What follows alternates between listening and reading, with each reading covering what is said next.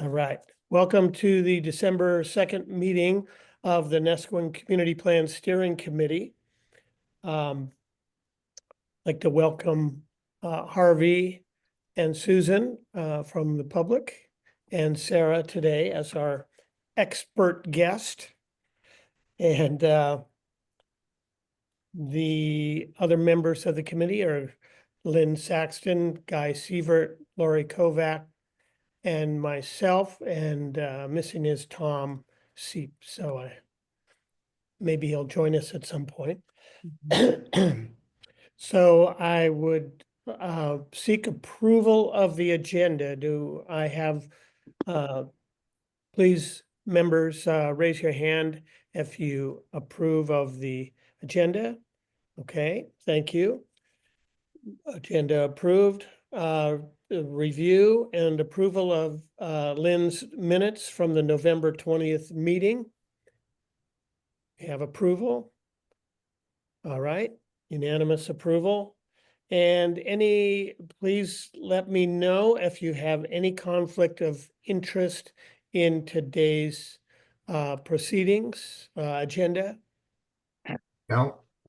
I see no conflict of interest indicated. So welcome, Sarah. We're so excited to have you join us today to answer the myriad questions we have thrown your way over the months. And I'm not going to try and organize that in any way, except for to ask you to present or anything you would like to present in order to address the questions we've asked. Sure. Okay. So, Randall, we went through all the questions previously. So I'm sending everybody something right now, and then I'm going to pull this back up. So I guess when we went through Guy's list of questions that he had put together on behalf of the committee, was there an additional email of questions that was sent to me?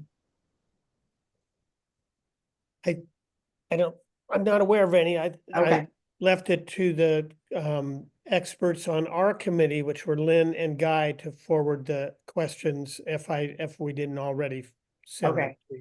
I feel like as far as the questions that have been raised to date, we have vetted all of those, but if there is anything that is still unclear, please, let's go ahead and talk about it now. And then I'm sending you all a document right now for you to look at and open. So Sarah, one of the things that you said would be acceptable for us if we propose some editorial changes to the purpose statements of R1 and R3. So those you just got. Yep. And I think we said that and the intent there, Sarah, is, as you know, sometimes in the decision-making process over permitting or whatever, we start to parse language and words, and who knows what the future parsing will look like. But I thought it would be important for our community to say that, to emphasize the fact that our residential zones are for residential purposes primarily. So that's what that language is there for. It doesn't intend to change obviously ordinances or anything, but it's just language that we feel is important, and maybe at some point in the future, whether it's a planning commission or county commissioners, they look at that language and that may influence them in one way or another. That's where it was. The other things that are listed in the document I just sent you are issues that we would like to see some protection from, but we don't know, one, if it's even possible. But even if it is possible, what would be, how would that look like? I mean, for instance, let's talk about, well, there's a couple of things that are not addressed, the solar energy statements in the county, in the future, as more and more of our village homes add solar panels, are we going to have any kind of statement about protecting those panels from being shaded by other construction. That's just a general question, and that may be something the county wants to address broadly, but I know it's come up here, and so that's out there. Neskowin can, kind of lead the way on that. The other thing in dealing with energy is windmills. Yep. And I kind of go back to the issue we had in Netarts a couple of years ago. Yes. And people objecting to those Mhm. from both the visual and noise and concerns about birds and Mhm. is there, and maybe you can help us think through if anybody, especially along the shoreline, decided to put up some kind of wind generation, what would be our communities, if people objected to it, on what basis could they, and is there something that should be added to our ordinances that may be different than what is existing now? Another one we talked about, and you talked about this before in terms of setbacks. And as you pointed out, we all know that Neskowin, because it was platted some long ago before the kind of standards came in, we have a lot of 5,000 square foot lots. Do we want to actually, and I don't know if this already exists somewhere within community development, but should setbacks be different for 5,000 square foot lots than the standard 7,500 square foot, the minimum 7,500? And that's more of a density issue. I should actually pull up what I. And Guy, when you're done, I have the list that we generated from the last meeting that's reflected in the notes for Sarah. So just tell me whenever you want me to bring those forward. Yeah. and I'm then I sorry see we didn't lighting. forward that to her in advance. I wasn't. Yeah, that's all right. We can have an off the cuff conversation today. Okay. Yeah. I think saw- we're organized, Sarah. I want to be clear here. I think we're honing in on what we really can and should be talking about and wanting to wrap this up. So I think we can be pretty specific, and we spent a lot of time at our last meeting getting organized for that.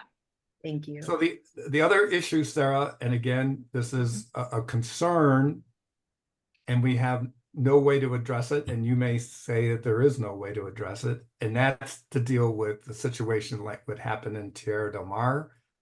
And that is when we say in our residential zone uses that transmission lines and others are allowed. I remember the discussion in the Planning Commission that said, those transmission lines have to benefit or serve the community that they're within, or can they, just be transmission lines like was in Tierra del Mar's, a Facebook line that went over to Prineville? So I don't know. I know that there are people in the community who are concerned. There's several empty lots on the shoreline, that those lots would be used for transocean internet, or whatever they call it, lines. Cables, thank you. So that's another one that we want to talk to you about. And going through we have some general recommendations, as you saw at the bottom.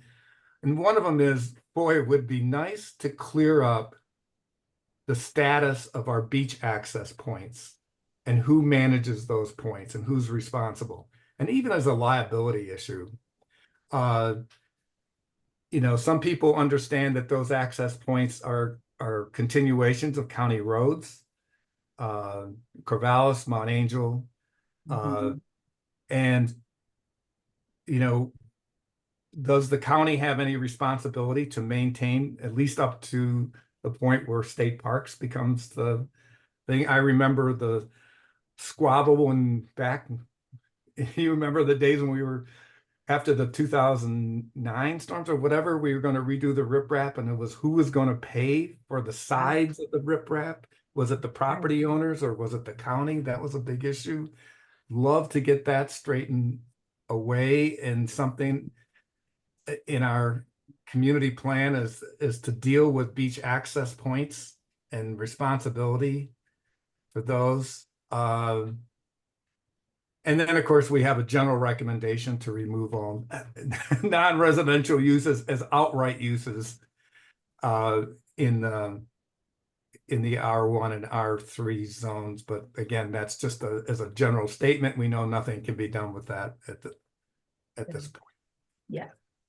Lynn, do you have other things that I missed? Yeah, that was a great list, guys. So thank you for that. So Sarah, I'm kind of a punch list sort of person, Perfect. and I And think I'm taking notes, so we can come back. Do you want to come back to all these, or do you want me Yeah, to? well, stick we with can guy kind of give you stuff? the whole list in Yep. general, and then you Okay. can, some of these things fold into each other. yeah. Okay, go ahead. I'm ready. Okay, so these are from the notes from our November 20th meeting. So Tom, as you know, has been diligently working on the document and going to great effort. We're very fortunate to have someone with his skills on the team. So two questions that came up that were specifically my questions, and they're out of the punch list category. They're just substantive questions that I could not remember the response from our meeting at Michael Schlichting's gallery when we talked about the new housing law. Okay. So one was, when I reread that statute before our last meeting, the thing that had not caught my eye before is that the new housing law is very focused on housing financed in whole or part by a federal or state housing agency, or people with rent supplements and housing vouchers. And so what I know enough about public housing financing, not just is this big, and I think it's really a question for those of you who are closest to this, but are there requirements in those federal housing law requirements or state agency funded requirements or the rent supplement and housing voucher requirements that we should need to know about in preparing for the community plan? And I can give you a what if. So a what if. So if we're putting 4 housing units on a lot, 4 affordable housing units of some sort, and this goes from, 17 years of experience working with housing requirements for people with severe psychiatric disabilities. So that's the little piece I'm familiar with, but I know that there can be specifications. So are there specifications in this housing law that would affect how Neskowin currently operates? And that's not a hostile question. That's are there things we should be thinking about to be sure that we address those requirements? For example, lighting. Sometimes in facilities where you have supervised housing, you have required lighting expectations for the safety of the tenants and stuff. And so that's one question or thing. And then the second was, let me go get this right.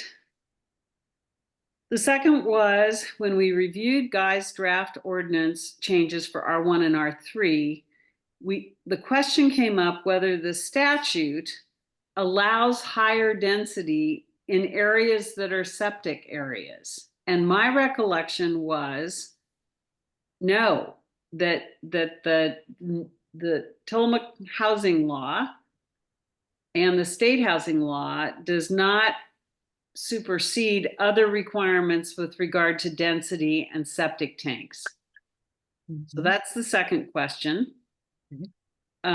Because that influences, if it does allow higher density in septic areas, that's just a fact we need to understand. And particularly, what my understanding is that density requirement is tied to a sewer requirement. So we're seeking clarification on that. The second was, and and I think Guy was really helpful in clarifying our understanding of this. R1 in cities has to allow multifamily dwellings. In Tillamook, in their legislation, our understanding is that the high density is also required in unincorporated laws, in unincorporated areas. Is that correct? So we Okay. can, so Okay, we'll, so that's just a fact we now have the answer to, is that in unincorporated areas, in terms of us thinking about the community plan going forward under the framework of the new law, we need to be mindful that multifamily housing may land on unincorporated, on rural, what would be considered rural in other areas, perhaps. it's specific to community served by water and sewer.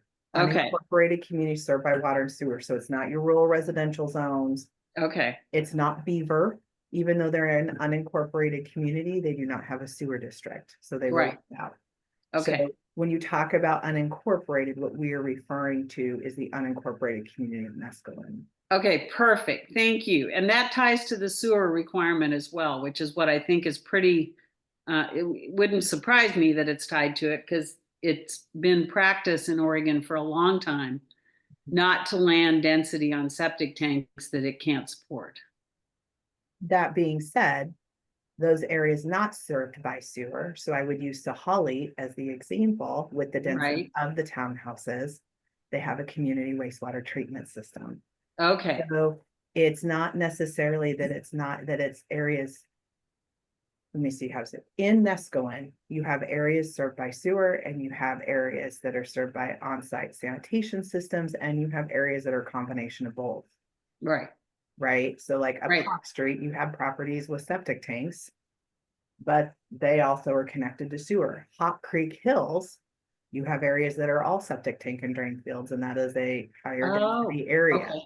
So I would say in terms of Neskowin, the Neskowin R zone still falls under these middle housing codes, because those properties ultimately still lie within an area that's part of an urban unincorporated community served by water and sewer.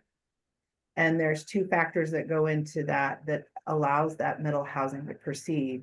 One is the option for community wastewater treatment system like Sahali. And two, it is anticipated that eventually, at some point in the future, the sewer district infrastructure will expand. Whether it's in our lifetime or not remains to be determined. But there are options, like, I mean, the whole, like, the work that we are doing is to open the door and to provide those housing opportunities so that they are available in the future. So right now, things like water and sewer availability letters, wastewater treatment system, all of those things, like they have to have those permitting and those letters in place for the department to issue a permit. Okay. But the fact that the Neskowin RR zone is absent of a sewer line does not prohibit the ability to apply middle housing codes there. Okay. Okay. Remember, it's up to 4 outright, so a duplex could easily be accommodated on a wastewater treatment system. Right. You know, and I'll use Sahali and others as those examples. Yep. Okay, that's very helpful. Thank you. And I'm assuming the federal laws in these areas line up with the state laws, that the kind of, because it's federally financed housing, they don't have a different standard than what Oregon has. Right. So in the financing and the funding sources and streams are separate but equal to these provisions, right? So our focus is middle housing for any housing need. We need market rate housing. We have executives, doctors, others in our areas, but you are 100% spot on when it comes to those housing projects that are funded through state and federal funding, especially for lower income persons with disabilities, etc. We actually, like a great example of that is the Nehalem Bay House that was part of CARE as a senior assisted living facility. Mhm. They are going through a process. There is a new buyer. They're going to turn those into small apartment units. I'm working with HUD, going through the environmental impact statement. There's the voucher program. All of those things are tethered to that, but ultimately that is a separate process from the zoning and planning. Got it. My job is to verify that all of those things align. Okay. Next question. Thank you. Very clear. Next question was, and this came up because of some development that's occurred recently in Neskowin where it's a cement pad and then a house or something is put on it. And that's not the way that that's a key value of this community for over 60 years is with the exception of what I would characterize as hotel motel stuff, which also has always had some form of landscaping in Neskowin. Do we need to add a landscaping specification so that newly developed multifamily housing is not just like a cement slab with 4 houses on it? Yes, that is something that the community can definitely provide input in. Two things to remember. It cannot create a barrier. So whatever the landscaping requirements would be, they have to be clear and objective, right? Yep. And then the other piece of it is that those landscaping requirements apply to a single family dwelling Yep. or a fourplex, right? So it's that equity thing from Yep. 1 to 4 units.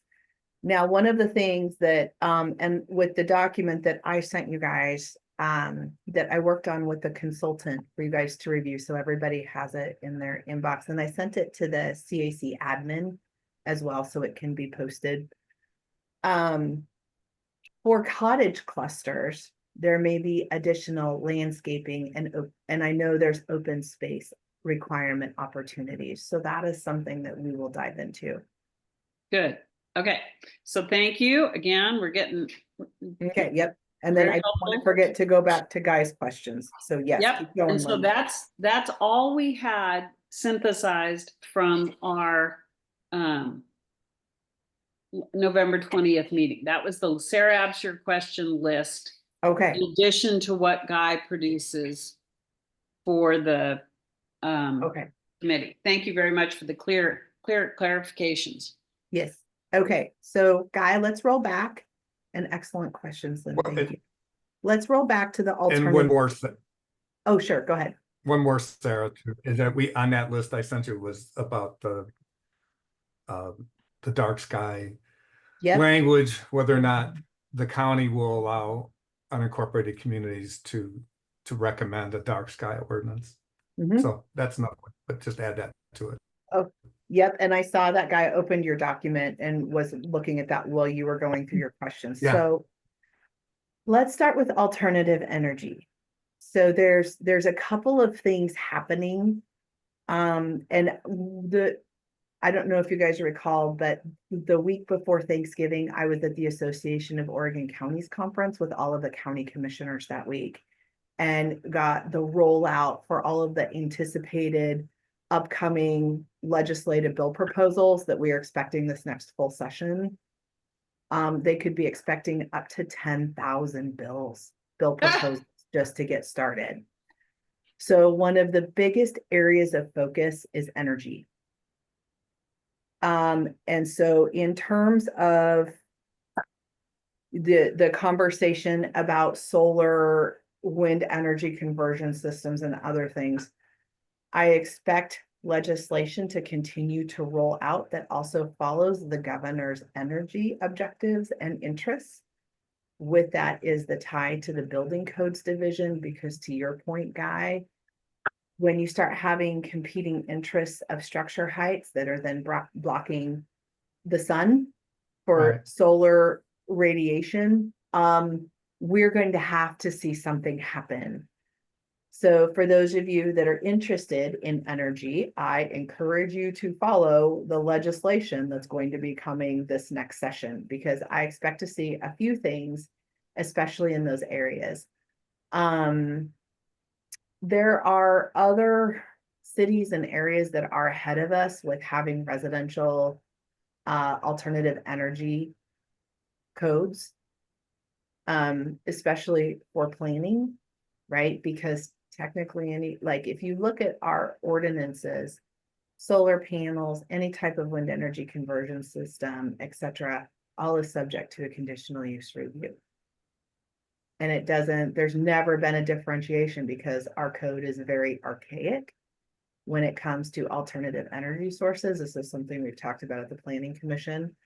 Part of the work that we will be doing is to update and modernize that section of that code so that folks who want to continue to put solar panels on their homes or have a small wind energy conversion system, have a permitting process that's streamlined to do that, that's on our books. We are defaulting back to the building codes for that stuff for right now for residential alternative energy devices. But I think so there's a few things that are on my radar that I don't know if concern is the right word. I'll just say things that I am closely paying attention to. So the first one is offshore energy and wave energy and wind energy devices out in the ocean. So for those of you that may not have been around in the mid-2000s, that was the first time we saw a serious run up and down the Oregon coast to really start evaluating and studying areas to put wave energy and wind energy devices out on the ocean. There was a lot of movement that came out of that, things like the Territorial Sea Plan, other efforts addressed that movement. So Coos County, Coos Bay is the first place where we are actually seeing federal permitting moving forward, because all of that will be out of our jurisdiction. So the long and short of it is, unless we participate in that federal permitting process, we're out. I will not issue, that's going to be a federal permitting process because our jurisdiction ends at the ocean shore, right at the statutory vegetation line.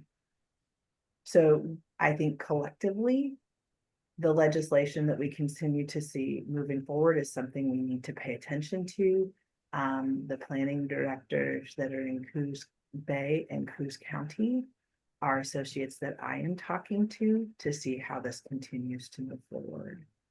So Sarah, can I just ask you a quick question? When you said, I giggled when you said, concerned, you didn't know if concern was the right word. So in terms of this conversation about the energy development issues, and particularly in the context of the upcoming administration, is that because you are not just concerned, but that is this intentional focus on energy because this is going to be our big issue that we are willing to invest in moving federal decision-making? No, I would say the state, there's a strong push at the state level. Okay. You start bringing wave energy production to Oregon. So okay. I think it's something we need to watch. So Guy, in terms of when you talk about wave energy and alternative energy, I think for now, the best we can do is follow those state legislative proceedings this coming full legislative session. Sure. With that, there's some legislation for batteries.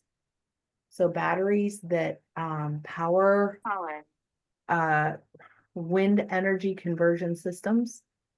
And it's my understanding, and I'm still digging into this, but the way that language is written, if you have an approved alternative energy, like a wind farm or a solar farm somewhere in Oregon, there's legislation that gives you the right to outright set those massive batteries anywhere else in the state.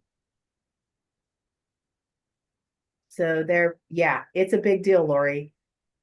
So in looking at that, so what concerns me, I don't know if you've ever seen those battery stations. They are massive.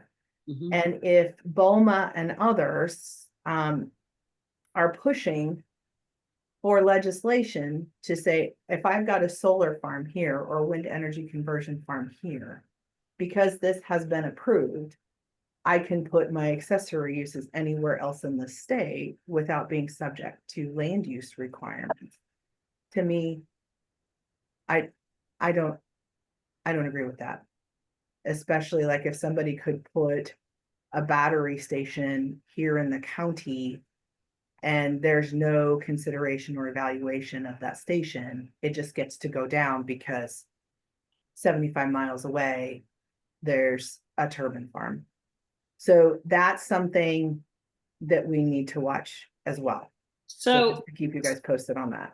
so Sarah, is that using the state supersiding authority? I believe so. Yeah. And it would go through, right. So there's legislation for that. Which makes our cables probably not sound as much of a significant issue. Right. But with all of that, I would say that we now have enough case law and precedent with the determinations made at the county level and upheld at the State Court of Appeals to where I cannot exempt those cable lines from our code. Yeah. So, but I would just say in terms of energy overall, I know Neskowin is a community that's concerned about these things. I would say there are bigger things on our horizon and we need to start paying attention to those. Got it. And I will happily share anything else that comes across my desk between now and throughout this full session, because energy and water are going to be the two top things. Okay. Okay, so moving away from that. Beach access points, I'll go ahead and just touch on that real quick. It's my understanding that there is also, there was the effort to restore recreational immunity in Oregon. I have heard that that is coming back through this next legislative session. I don't know if it is, and I don't know what that looks like. But Guy, in terms of who's responsible, who should it be, and what does that look like for beach access points? That will be out of our community plan work. But again, I think that's something else to see what happens at the state level with recreational immunity is something that we all need to watch. I know the county is going to pay close attention to that because that's for all of our recreation access points countywide. Right. So can you explain that term you're using? I have not heard that term used before. Yep. So recreational immunity is basically for landowners, both public and private, who make their land available without charge for recreational use by the public, meaning that they are not liable if a person is injured while Got it. using the land for recreational purposes. Got it. It was a big thing over trails, use of trails, state parks, of course, was concerned. And I thought that got resolved, but it may be coming back again. That's so what I heard it during my legislative briefing and update was that will be coming back. I don't know what that looks like yet, Guy.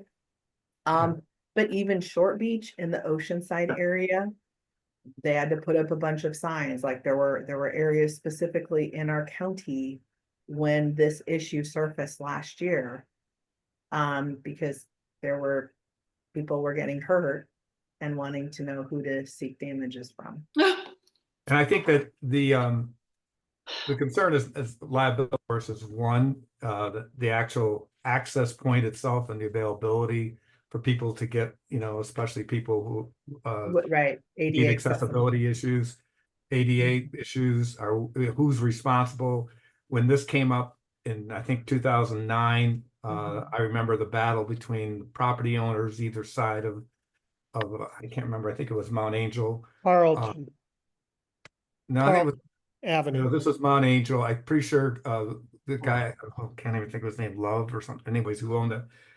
Anyways, all to say is the fight over who was going to repair after those storms. Oh, Who was going to repair the access point, especially the sides, both the north and south sides of the access point, which the county said the property owner was responsible, even though they said the access point. Anyways, all to say is we don't need to go back into that, but it would be nice to have some clear statements about responsibility to keep those points open and accessible. And the liability issue, of course, is going to get resolved in probably some other way. Okay. Yeah, so then setbacks. So yes, there are going to be some prescriptive setbacks with the middle housing code. And other areas where I believe we can look at some setback requirements. I would say especially cottage clusters, again, is going to be one of those. And then lighting. Yes, so Oceanside has put together a proposed lighting ordinance for dark skies, and I am happy to share that with you. I So you borrowed, guys as you can can take a see, look. I borrowed Deschutes County Yes, on that statement there. yes. And I think like yes, I definitely think there's room for that. The thing to remember is that those lighting standards will apply for a single family dwelling. Right. You know, so whatever, you know, we are looking at Right. those extra standards, one and the same for all. Right. And then the other thing is building height. Now, Neskowin has the building height measurement from existing grade with the plane. And that I think is working well. We've had some sloped properties that becomes exceedingly challenging on. Depending on the slope of the property, because then that plane runs because that plane runs parallel. If the property is steep, that plane becomes steep as well. I think we've done 1 or 2 variances that I can think of in the last couple of years for building height just because of that plane methodology. But so we can look at building heights, we can look at landscaping, we can look at lot coverage. You could do different allowances, like for a cottage cluster differently than, you know, a single family dwelling up to a 4-plex. So those are all things, as well as lot coverage to include things like impervious surface, which we have not done before. But if that is something that we want to add in to those lot coverage calculations, that's something that can be done as well. And I'm wondering, Sarah, if you have, and I agree with you that whatever we do, whatever we propose has to be quantifiably determined. You can't have, you know, general language, which gets everybody in trouble. So it's got to be, I'm making this up, you know, 40% of your, you know, of your lot that's not covered by the house footprint has to be vegetated or whatever. I don't know what that, you know, something like that. But and it has to be exact. It's kind of like we do with the driveway language. Right. And so it's got to be something similar to that. And it'd be nice if, you know, if the county had some ideas or thoughts about that. And I know, you know, pretty much for the most, at least a good part of our housing within the community boundary is built on sand. So, you know, runoff and drainage is not as much of an issue as we dealt with in other developments where it's not, and where the surface coverage is even a bigger issue. Guy, I will Yeah. say that on sand, when you talk about stormwater management, what concerns me more is making sure that the structure, that the grading results in positive drainage away from the structure. Yeah. And that the stormwater is controlled so we don't see foundation settlement and cracking. Yeah. Because that's the danger with sand. Yeah. So yeah, no, but I agree with you, but I think like everywhere we're working, there's opportunity for better stormwater management and design for properties that require that geologic hazard report. We see that. Yeah. But if it doesn't require the report, I really don't have a way to ask right now, because all of those standards are absent beyond what's in the building codes.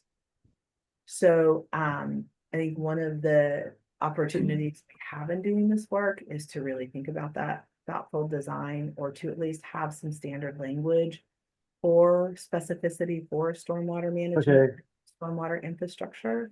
Thank And you. Chris Lady and I have been talking about that. Yeah. Sarah, can I ask one? I understand DLCD is taking up farm and forest, the use of farm and forest lands for development at their meeting this month, I think.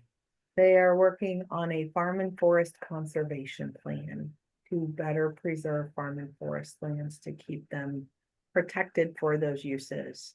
And So it's not, when I was trying to read the agenda and that, it concerned me that they were, which impacts us, that they were looking at ways that certain developments could occur within farm and forest land. And I thought that was kind of a reversal of where the state has gone forever. that but- is not what I have heard. And we had a Okay. presentation from Hillary at conference, Uh-huh, and I think they're actually moving in the other direction. great, okay. I just want to make sure Yeah. Okay, And I don't think, I mean, I would just, and Ran as chair, you may have some perspective on this. I don't think within the scope of the community plan that we've spent quite some time drafting that we're anticipating changing the height requirements, for example. The discussion of changing the height requirements in Neskowin would require starting a process to discuss height requirements. They're the most sensitive requirements. They're long established and they have worked, give or take a few challenges. So I think the committee, this is not less an issue for Sarah, more an issue for us. We need to choose our battles, if we are beginning to define anything in a dramatically different way, because I think that it would be a battle. I don't think we're talking about anything but the height issues, So Lynn. there is one thing. So the minimum height is 25 feet for these structures, which for your oceanfront structures is at 24. Right, However, you have the Neskowin Coastal Hazards Overlay Zone that, with the exception of South Beach, keeps right. So that Neskowin Coastal Hazards Overlay Zone in my conversations with DLCD is staying. So I think that the provisions, we don't have the height limit in that overlay zone. it doesn't change, right, Right, so my question to you is, we could look at this a couple of ways. I can work with DLCD to see if they would be supportive of structures that are oceanfront within that zone to remain at 24 feet. oh, Or we would have to increase the minimum height requirement to 25 feet. But that is also where, in terms of how you calculate building height, right? Because it is that plane. Do you want to bump that plane up 1 foot or keep it where it is? Because essentially you guys have that one strip of ocean front that's at 24 feet and then everything else is at 35, right. right? Sarah, Yes. are you saying that the overlay zone that we passed somehow negated the height issues? Because the overlay zone covers all the shoreline in the community. So you're saying that eliminated the height requirement? No, what I'm saying is that if we are keeping the development standards within the Neskowin Coastal Hazards Overlay Zone intact, Yeah, to Lynn's point about picking and choosing battles or inviting battles, I don't think there are many undeveloped oceanfront properties left, right. but I think we basically, counted yeah, about a half a dozen or more. right. Like So the minimum building height for middle housing code is 25 feet. Okay, so for the 6 properties that are left, right? I mean, Roughly, yeah. I was gonna say, I mean, I know in Neskowin North, there are none. And I was gonna guess 5 in the village, but that's just, so Guy, you and I, we're in the zone of something. Right. But to me, the notion that middle housing could be developed on oceanfront property is just, impossible. Well, but that's where the Neskowin Coastal Hazards Overlay Zone that has that density limitation, except the R3 zone, because the condos are already there, is still intact. Okay. Well, that's something the committee should discuss. I just don't know how to forecast that, given, you know, what oceanfront property costs right now, given, it would, to me, at a density of 4 per lot, it maybe, I mean, so I'm trying to envision that on those, that's 2 Yeah. duplexes on a lot. Right. So, and I did talk to DLCD about that, because part of the Neskowin Coastal Hazards Overlay Zone, it was twofold. The first one was a more extensive geotechnical report to build with public notice. And then the second was limiting density and lane divisions. Right. And all of those things still apply. So properties in Neskowin that fall also within that overlay zone and those limitations are not going away. Okay. And those are the 24 or the 20? Okay. Those are 24-foot. Right. So basically, for the 6 lots left, they could build a single family dwelling. The change, because of the change made to the underlying zone, not the overlay zone, would be that 1-foot height differential. Got it. Which is, I mean, certainly would be significant to, I've never heard a discussion of Neskowin over 40 years regarding height limitations that has not had strong feelings attached to it. And so it's possible that there would be very strong feelings over 1 foot, a 1 foot difference. It's all, but it seems to me, whether we're dancing on the head of a pin here because of the cost factor of building, I mean, maybe that argues for it. If you could have 2 duplexes on an ocean, there are 2 duplexes. I'm just thinking, right now there are 2 duplexes. Are they duplexes or triplexes on oceanfront property? Right.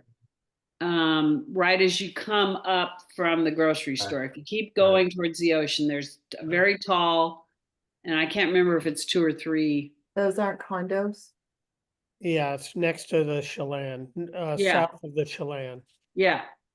I don't think I think they're short-term I thought they were short-term rentals. No. It's Pine Okay. Crest, and I think they were originally going to be developed as condos. I don't know if that's the ownership now. Right. It Yeah. went bankrupt and blah, blah, blah. But they were originally planned as condos. And are those 25 feet? They seem higher. They predate the Okay. zoning limitations, so. Okay, so they're probably 35 feet. They're 3 stories. So they're more than 24 feet, because More than 24 20. feet Okay. is basically 2 stories with a pitched roof. Okay, so the committee should just decide, we don't need to do it in this meeting, but we need to flag that in terms of having some kind of sounds like we need to have a position on that or a recommendation. Correct. And so Lynn, if you are making a new punch list for Yes. all of us, I think one of our next tasks, and I will do the same, is we need to go back, re-review the Neskowin Coastal Hazards Overlay Zone and read it thinking about middle housing. Yep. Because what I have been able to do is to get DLCD to concur that the state acknowledged the properties within that overlay zone as a high hazard area where the density of middle housing should not be allowed. Right. The DLCD will support that. And that was one of the things that we did early on. So, and what it may be is if it's not explicitly clear based on the Neskowin Coastal Hazards Overlay Zone, because one of the things about planning, you guys may have figured this out already. When you have something specific in your mind, a project or a scenario, you go back and you reread those codes. And when you read them specifically thinking about what's in front of you, there are things that jump out at you that may not have jumped out at you previously because you weren't reading it with the thought in mind of what's on, you know, at the forefront of your mind today.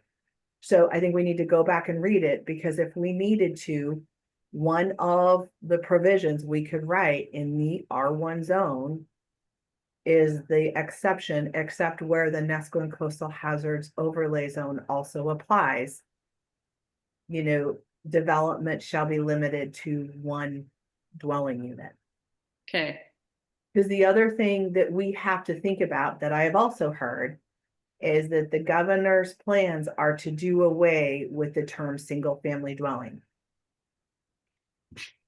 So it will all now moving forward be categorized as one dwelling unit or 1 unit, 2 unit, 3 unit. I think single family dwelling is being completely removed, which is going to be interesting with building codes. So there's more pieces starting to move around at play. But one of the things I think we need to keep in our mind as we do this work are those plans to get rid of that categorization, and we are moving housing into just simply in terms of the number of units. And that will be a statewide thing. So whether it's one dwelling unit or residential unit, I'm not sure what it's going to be called, but the single family piece of it is going, from what I'm hearing, is going to be removed.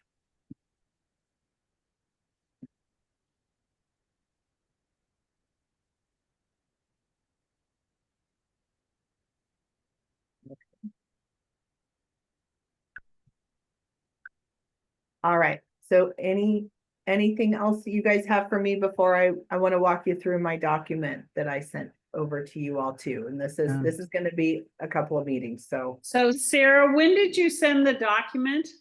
I just sent it to you guys as our meeting started. Okay, so I don't, because Yeah. I don't have it yet, so Yeah. I just, if we could send it out to everyone so we can look at it while we're doing this call, that might be helpful, I don't know. I think Yeah. it went out to everyone. I think it went to Yeah. you. Yeah, look, Email. Lynn, you were on there. Let me make And it sure. was, Let's see. But yeah, I just thought I would introduce this today, and then I think this is to kind of start pulling in the middle housing work. Yeah. We So- use this document as part of our punch list. so I don't have it yet, and I'm in Neskowin.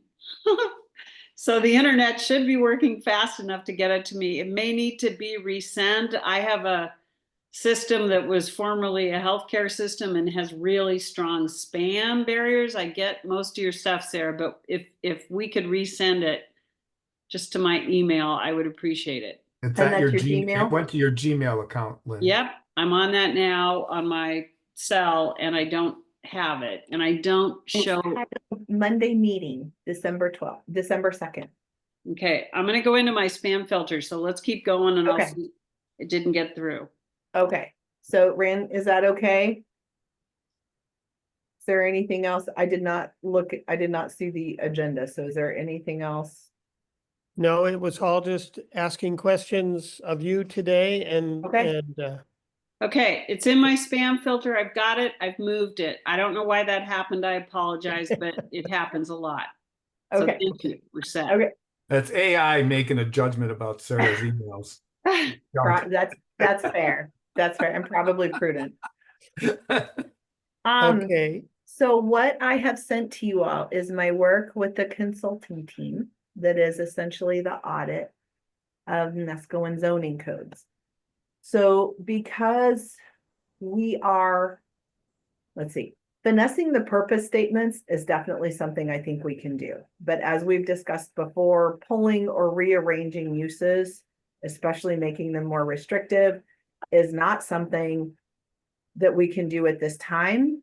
So while other areas are consolidating their zoning districts basically into one residential zoning district, there's a few of our areas that are doing that.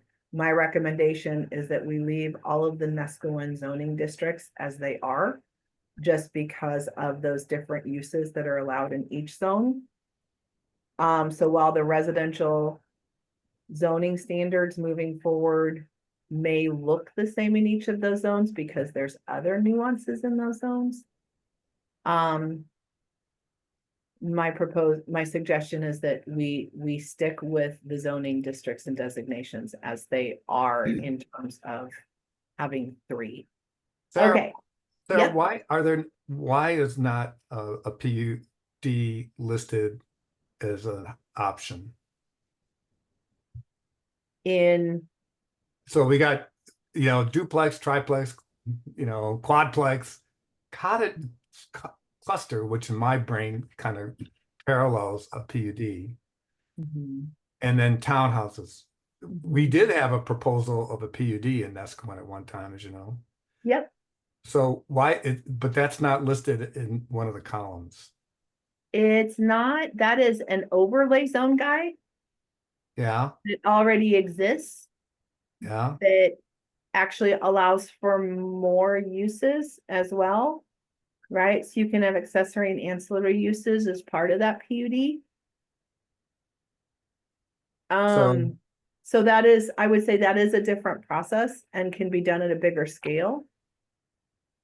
But it wouldn't be, and not going through this whole document, is it at all considered within this document? So a PUD is still a use, or is still something that's allowed conditionally in the Neskowin residential zones, but you have Right. to apply the overlay zone. And Right. that can be for far more units. So I would say it's Sarah, in Tillamook County, a PUD is what?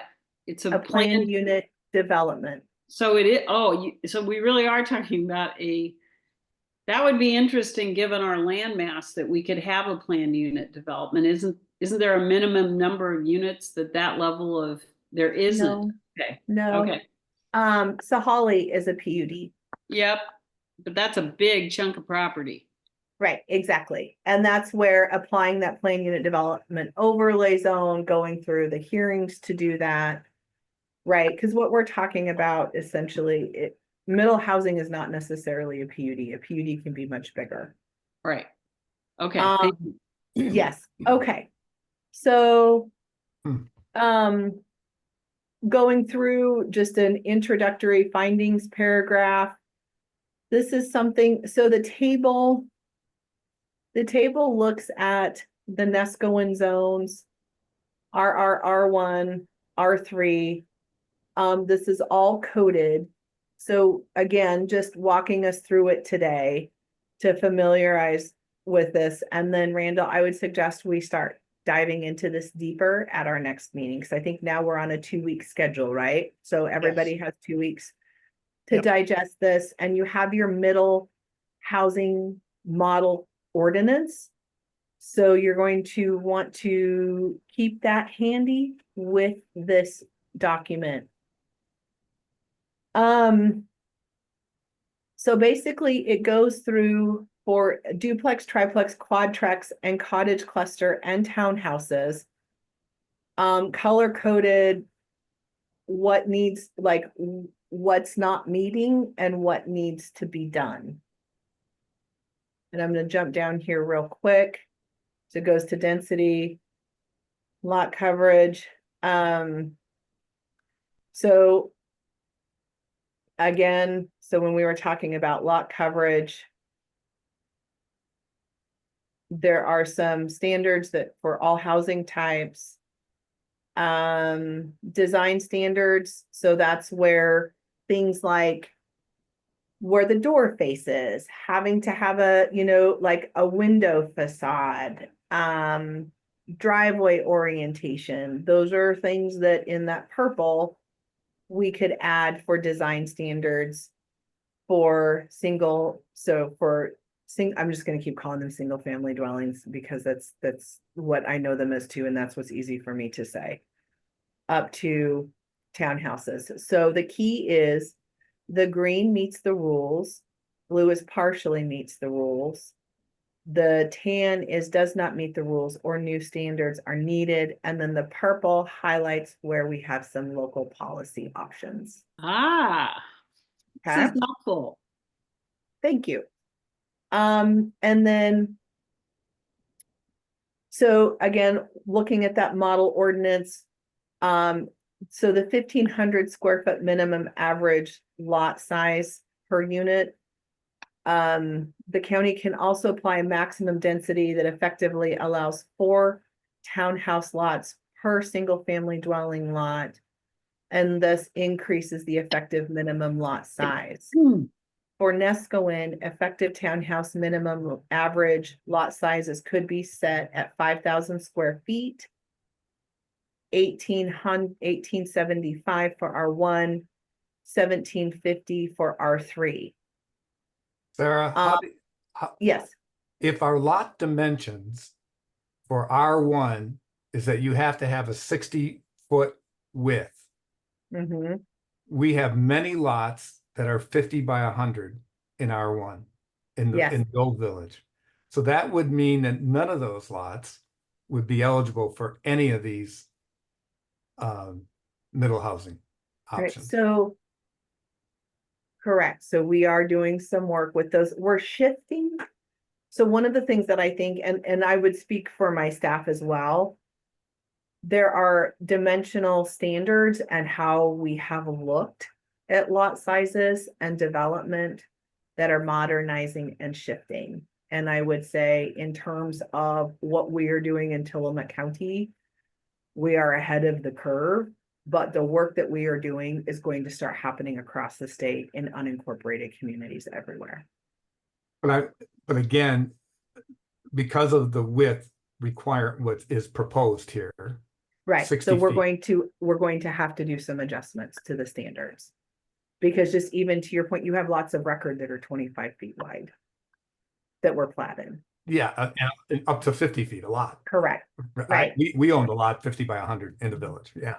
So we are going to be looking at moving away from dimensional standards in some cases and looking more at land area.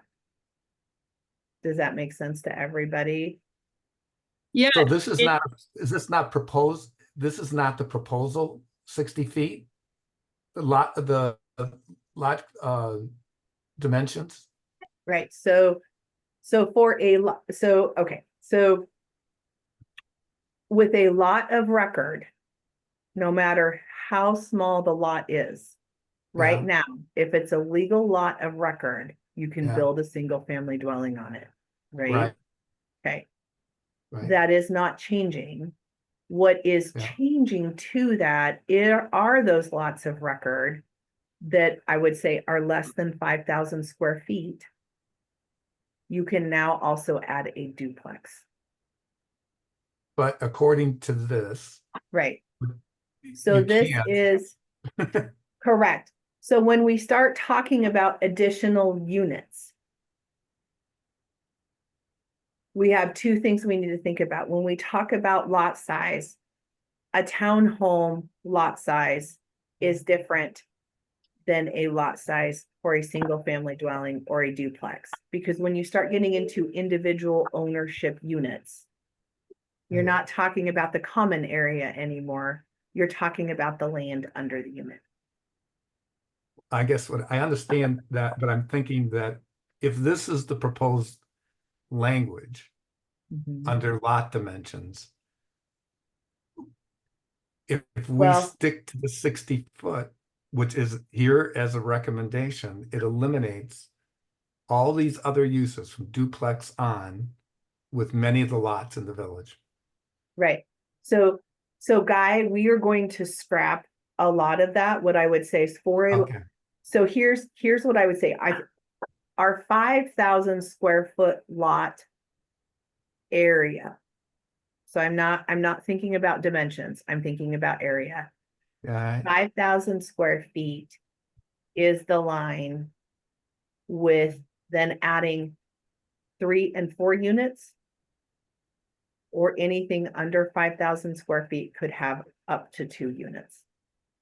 That's the so decision we get to make. I'm trying to think of the language.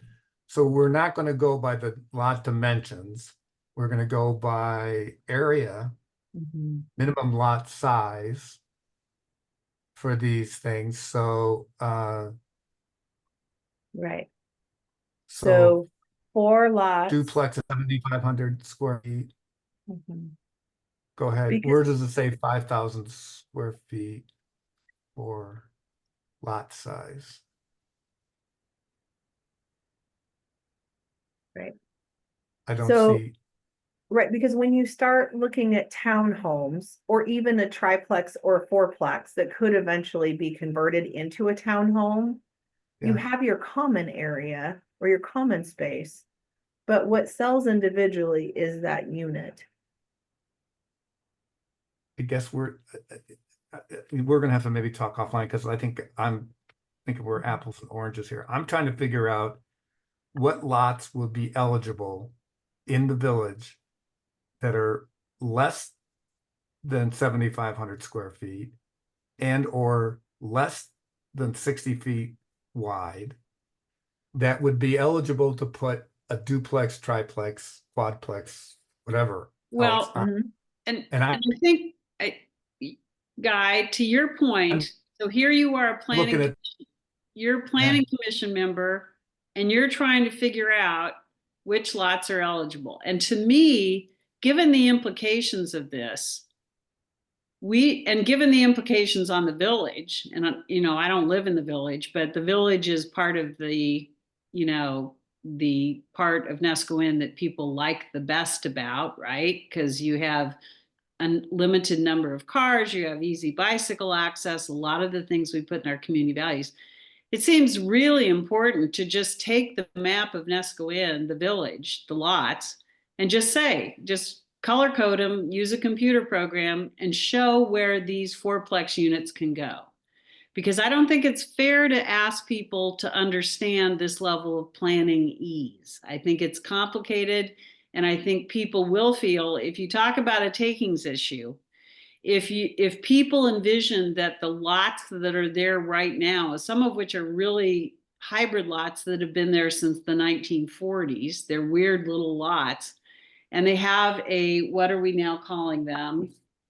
They have a one dwelling unit on them. That we can this is small ball here. This is a really small community. Just take the map and color out where these fourplexes can occur. And I think that is the critical part of transparency for people on this initiative. So So I'm Lynn, just- I've already and- got our GIS contractor doing that work.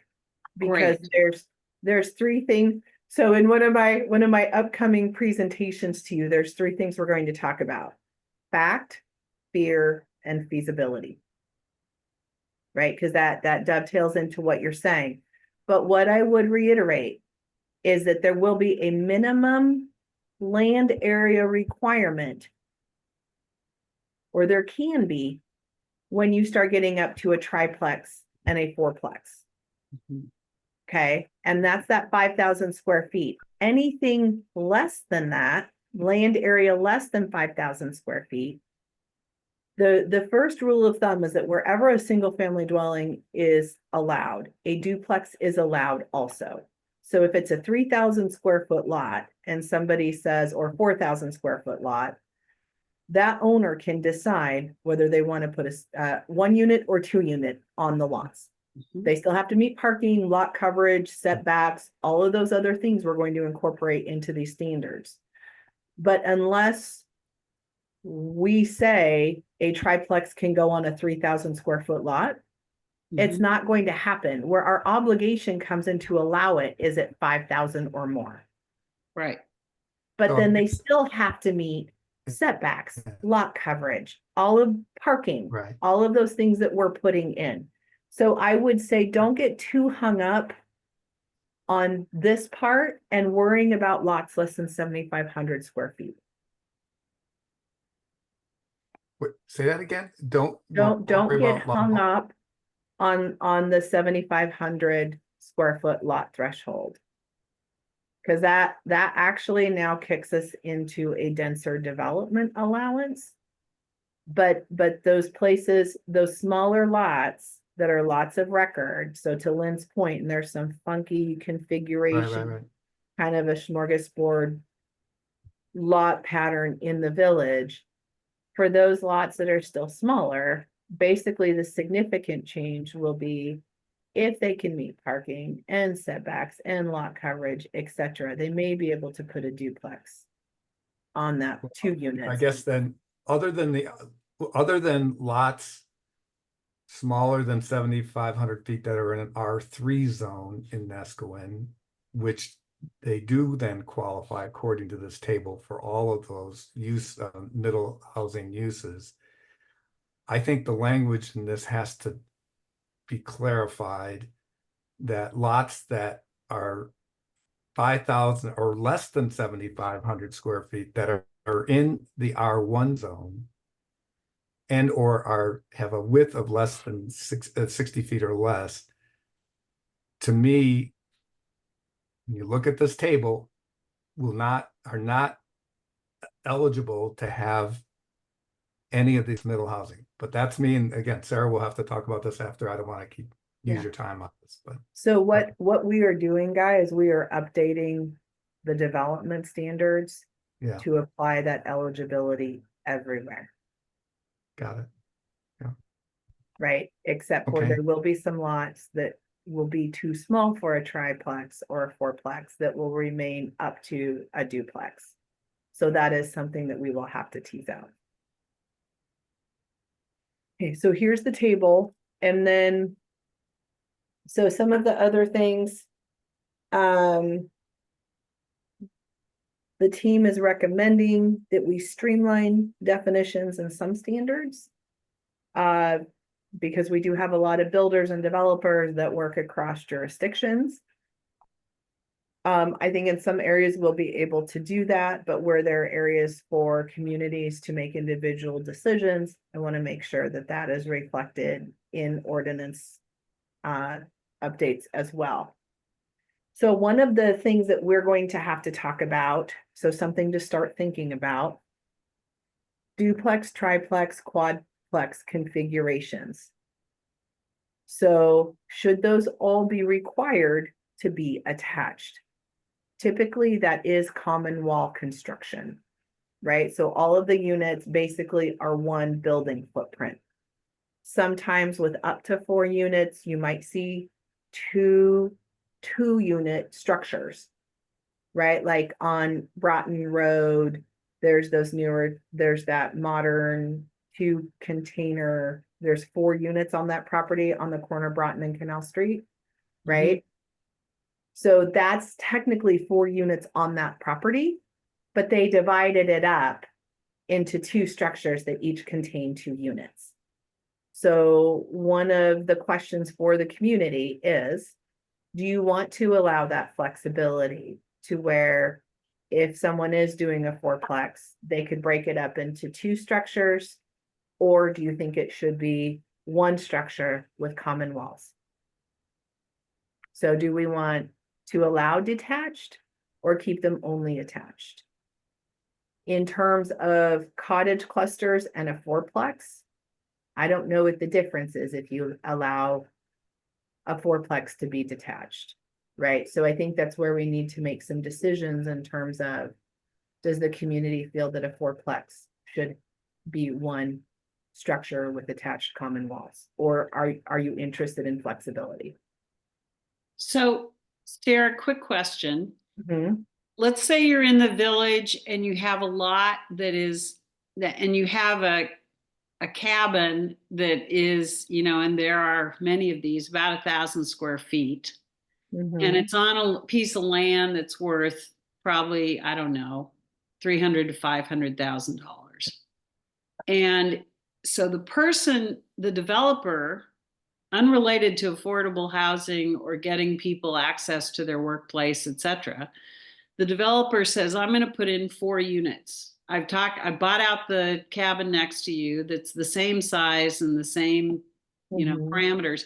And I'm going to put in 4 units and I'm allowed to do it. And I have a map from the county that shows me I'm allowed to do it. Has there been any consideration of what that does to the person next to them in terms of the affordability of their cabin? That's a good question. I mean, you could have your taxes, your assessed value will go up because there's now something next to you that's probably worth You know, 4 units on that could be worth, I don't know, $1 million. In this community, because it has a lot of seasonal activity. I don't know what it does. I haven't even thought of the pressures on the short-term rental list, but it has nothing to do with affordable housing. It has to do with someone's property that they've held for a long time and paid property taxes commensurate with the neighborhood is now has tremendous asset value pressure in terms of their taxes. And could price them out of. I mean, that there's a momentum to that in communities like this that lead people to have to sell because they can't afford the value of the property. I mean, it's you know,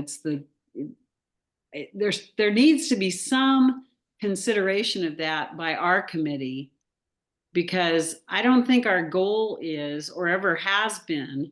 I think we are very supportive of getting people into housing that they can afford. We are not interested in driving up property values so that people who can currently afford their property can't. I mean, that's just the inverse relationship of this being done poorly, and we don't want to do poorly. I appreciate that, and I agree. So I think that what I will do, because that goes into our fear, feasibility, and fact conversation, right? I'm going to talk to Denise and Cassandra and ask them, I'm going to ask them what happens with that scenario. And Yeah, you know, there is that's the California scenario. That is what has happened in the quest for density and, you know, and pricing people out of their existing property. There, I know in Oregon, right? So there's a limit on how much of an increase your taxes can take a year, right? So Oregon law only allows a 3% increase a year. But I understand the relevance of what you're saying, especially for our residents in the community who maybe are already tapped out and limited, and the cause and effect of this. So I'm going to ask, and I'm going to come back with an answer from the experts. Thank you. Okay, so, and I think, Lynn, that plays into our conversation and that discussion with the community of, you know, when we're talking about size of buildings, different things, would you prefer to see one larger building, or do you want to encourage smaller units and maybe separate buildings? Right. So I think one of the things that we have to talk about is, for those configurations, would you want flexibility to allow attached or detached structures? Or do you think in terms of a duplex, triplex, and quadplex, they should all be attached? I think that gets back to community character, you know, all kinds of things. So, and I can say this in good faith because I spent most of my childhood going to a duplex that's been here since the 1950s that has, it does have landscape around it, but it's allowed lots of renters to come to Neskowin for the last 50 plus years. That duplex, it has today, in today's standards, with the density that we're talking about under this bill, one of the key issues is going to be design. Not whether it's attached or not, but how it's built, and how you can have Commonwealth construction that's has offsets so that it's not just a big shoebox, right? Correct. And so part of what we're going to need to be sophisticated thinkers about is what's the correlation between duplex, triplex, and design standards. I mean, and that's where you can see here, back to that table, the purple. I believe you guys all have the model code, the middle housing, the model ordinance. yes. That was something that I shared with you guys last summer. Yes, Okay. we have. Those design templates are in the model code. Talks about pitched roof, orientation of a front door, where the windows need to be, if there is a garage or a carport, what that should look like. So there's incentives for putting parking behind, which, aside from like, and so just, quickly thinking about, especially the lots in the Neskowin RR zone, where you have bigger lots, more open space. You can encourage, whether it's a fourplex or a cottage cluster, where parking orientation goes and where the walkways are. And you can even do that with a duplex or a triplex or a fourplex. So I think there's a lot of, not just in appearance, but orientation standards or incentives that can be folded into this to really create that community character look that you're wanting. Yeah. Yeah. So thank you for tying those two pieces together, and I took notes accordingly about the reference to the model code. Yeah, we're definitely going to want to take a look at that. Oceanside is working on that right now too. They've got several architects that are on their working committee for this. So I am happy to share information back and forth too, That'd be because I think great. they are already working through those design standards. Yeah. So yeah, the key, the thing that I was told by DLCD is we just can't create barriers. But we can have some basic design standards that I think will just make it help address community concerns about design of homes anyway. Okay, thank you. Yes. Okay, so Guy, this gets back into the minimum lot sizes that we were just talking about. Mhm. Well, Sarah, I read in the text on minimum lot size. Essentially, it says all middle housing must be permitted essentially on any lot where a single family dwelling exists. That's what under minimum lot sizes, that's what the statement says. Middle housing must be permitted on the same size minimum lots where single family detached homes are permitted. So we permit homes on 5,000 square feet. You permit homes on 3,000 square feet. Right. So that's the statement under minimum lot sizes down below. You So go up, go ahead. So Guy, what I have highlighted is where I think our focus needs to be. Consider requiring a minimum lot size of at least 5,000 square feet for triplexes. So a duplex or a single family dwelling would be allowed on less than 5,000 square feet. So for a triplex, it's at least 5,000, and for a fourplex or a cottage cluster, it's at least 7,000 square feet of land area. So will that be reflected in the table? Yes. It's not now, and that's what that's what The table is an audit of what currently exists. But the table also recommends changes. Correct, and it's referencing these things, so if you see that table, I've pulled those things in that it's referencing here, like right here. And then consider applying a maximum density standard for townhouses in addition to the 1,500 square foot minimum lot size to better scale townhouse projects within the community. Basically what's that, and if you go back to, so this is why we're walking through documents. So I want to give you guys a couple of weeks to go back to the model ordinance, because there's some great diagrams in there where this is all going to start connecting. Is you're going to see those site plan examples of those townhouses too. So you have your open space, your common space that everyone shares, and then each townhome unit has the unit, the area that is in separate ownership, right? Because it's individual ownership. What I think we want to be cognizant of in terms of multifamily structures and cottage clusters is that whether they stay under one ownership for long-term rental or they get platted for individual home ownership, which again could be our affordable housing, like a condo unit for a teacher or somebody coming in, is I think we want to make sure that whatever we do, that process to plat them as individual units for ownership remains consistent with the with the minimum development standards we are putting in.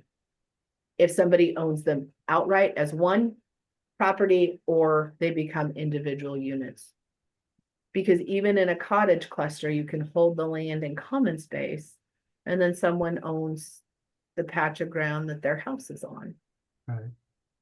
Sarah, could you say something about lot division for the purpose of increasing the density here? So if I had a 7,500 square foot lot and I wanted to divide it up into 3 different lots, put 3 sets of townhouses.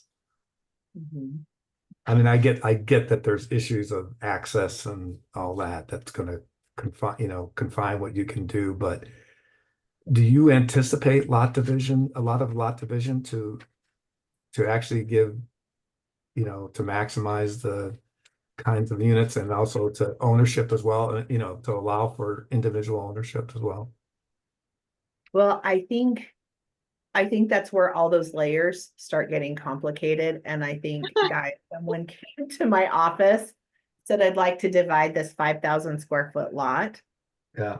I'm going to look at it. I'm going to ask them, well, what is it you want to do with each lot? Because if they say, well, we want to build triplexes, I'm going to point them to the ordinance and say, you need at least 5,000 square feet for property for a triplex. Right. So that's not going to work. Right. But if they wanted to do a townhouse, If they wanted to do 3 townhouses, it would still have to be at least 5,000 square feet. And then what we're looking at is the minimum per unit on top of the common area. So that's where we're going to have to think about those formulas. And that direction is also in the model ordinance. Yeah. But the conversation we're having today is the good one, and it's the right place to start because we're starting to wrap our minds around what does this mean? Look at the pictures, they help, and then we'll start walking through it in the next 2 weeks. And my guess is a year or 2 from now, we're going to say, we never thought of this. That's right. Yes. So I had edited this and I'm so sorry it didn't come out, but Neskowin also has maximum lot coverage already in use. So when you read the lot coverage standards, please remember that Neskowin is a part of that, and that's something the consultants know. Yeah.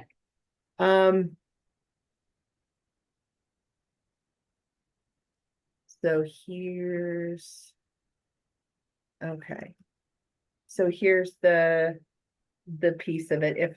If lot coverage is applied within a community, single lot coverage standard can be applied to single family dwellings as well as middle housing. So your lot coverage maximums that are already in place can be applied to middle housing. Well, Sarah, Yes. has anyone in this process has anyone ever raised the issue that middle housing always sounds like Middle Earth from Tolkien's books? I mean, has that come up at all? Because I have to say, every time I hear middle housing, I'm right back there in The Hobbit and Lord of the Rings, and I don't think. I mean, I'm half facetious because I think people, when I reread this statute before our last meeting on the 20th, one of the things I thought is, people need to be really clear here that we're creating standards not just to get people into housing, which I think we all understand and support, but we're creating language for developers to use to make money, which is, what they're supposed to do. And, right. And I just want to be clear here that the worst thing would be, Californicating Neskowin. That would be like the worst nightmare of this is no more people get to live here. We just build a developer's dream world. As Oregon becomes the state with water and California is the state without so much water. So I'm exaggerating, and please don't take this as a reflection of scorn for developers, because I've worked with some great ones in my career. But I would feel like we had missed the boat if we created a template for overdeveloping one of the best unincorporated areas in Oregon. I agree, Lynn. And I think there's space in this process for us to put those safeguards in place. Okay, thank you. Yeah, point well taken.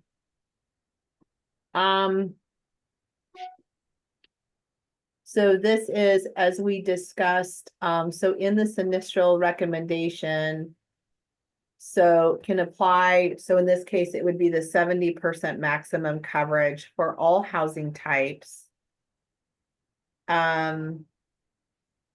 With a standard for townhouses to reflect a 0 lot line configuration, right? So in platting a townhouse, what they buy is the area of the unit itself, and the rest of the land is kept in common and in open space. So there could be an opportunity to refine the lot coverage definition to include impervious surface, stormwater impacts.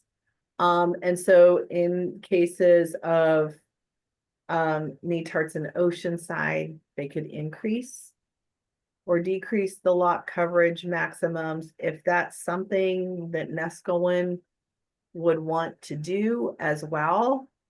You know, we could talk about stormwater impacts.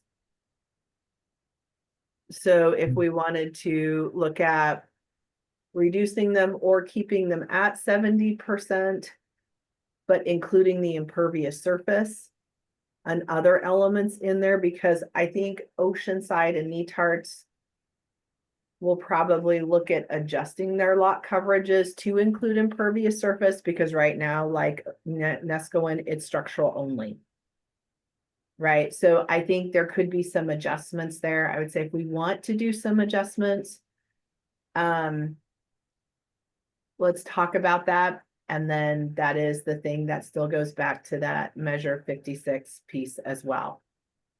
But if we leave it at 70%, but add that impervious surface piece and other pieces to it, we could essentially end up with the same result. We're just expanding on what that means. And Sarah, for my understanding, for impervious surface includes like cement, asphalt, all things that are gravel, like a whole shoebox building on top of a gravel surround. Is that an impervious surface? Yes, so gravel is a very hotly debated topic on whether it's pervious or impervious, and there Okay. are monumental engineering reports that argue it both ways. Okay. We decide. Okay. But other things in terms of pavers, patios, yes, and yes, that's impervious. Right. Your roof line is impervious surface. Oh, interesting. Thank God. So Well- so in those calculations of lot coverage, a sec, Rand, I'm sorry. In terms of impervious surface for lot coverage, Mhm. your roof actually extends out over the building footprint. Interesting. Okay. Right, so when we think about impervious surface, we have the ability to define, we can define that through this process. Okay. All right. Great. Thank you. Lori, did you have a question? It was basically on the same line, but I was curious about if we talk about landscaping, how that relates to the impervious surfaces, percentages and stuff. Like, so same question, like what is impervious and what is not for that calculation? And how would you add in the landscaping to make sure that all of that surface that's not in the 70% is actually not covered by gravel or concrete or something? Yeah, that's a great question. How do So you- sorry, go ahead. Or just how do you define that, or how do you make it clear so that it's clear? Well, so a couple of ways. There's a lot of definitions that jurisdictions have for what constitutes impervious surface. Vegetative plantings are not. Like we talked about, pavers, concrete, roof lines that extend beyond the building footprint, right? All of that, all of those things can be considered impervious surface. Vegetative coverings are not. And this can be a way, coupled with those stormwater design standards that, you know, we might kick around, you can actually incentivize more plantings and green infrastructure for development to limit impervious surface. So we have some space there. We might be able to do some stuff. Can somewhere. can you require a certain percentage of the lot to have vegetation? We can, as long as it does not create a barrier to housing. So, It was 30% or less? Well, if we have 70% lot coverage maximum, we could look at a 30% vegetative cover requirement. Or pervious surface requirement, right? Something like that. Yeah. so are any of these communities you're working with, Sarah, setting up a design review process as a result of their community plan that, I mean, you know, I'm a big fan of good design, and the smaller and less money there is, the better the design, or the more impact the design can have. I Target's whole business plan is based on that, and I think so. To me, if communities are concerned about this major new change, and they're unincorporated, they don't have the design review that an incorporated city has, you know, where you can, or an HOA has design review options. Is there any thought in this process of creating some kind of design review that's at the local level? Or is that just a nightmare?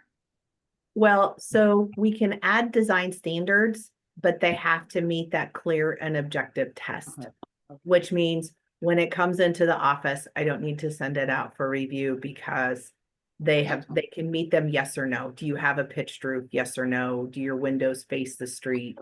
Yes or no. Got it. Thank you. Mhm. So probably halfway in between, Lynn. Enough design standards that don't create a barrier to housing, but that we can look at the counter or through a plan review and say they meet these standards. Okay. Mhm. Thank you. Mhm. Okay, and then the number of townhomes. So we have to, so in terms of the 4 units, right, that could be converted into townhouses.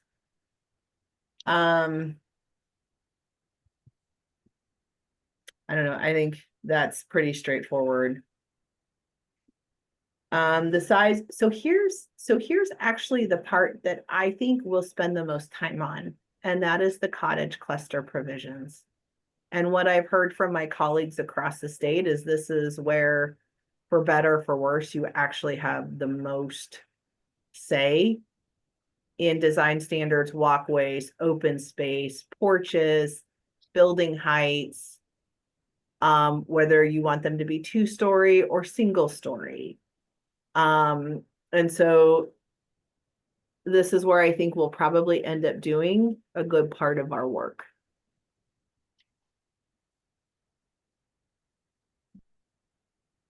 So,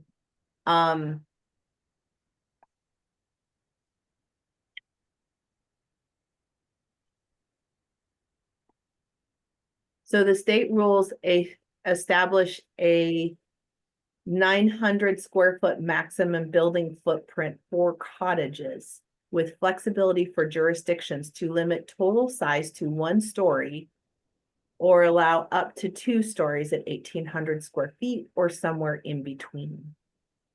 So Neskowin could decide on a cottage cluster, they all say single story and 900 square feet.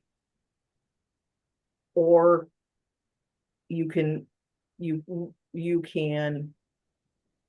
extend that. So especially if you want to retain that smaller scale. Again, with the GIS work that we are doing, I don't know where in the village you would see cottage clusters or this density. Where I look at these standards really applying are out in those outer areas, and especially the upland areas north or around Viking Estates, where we have some residential properties there.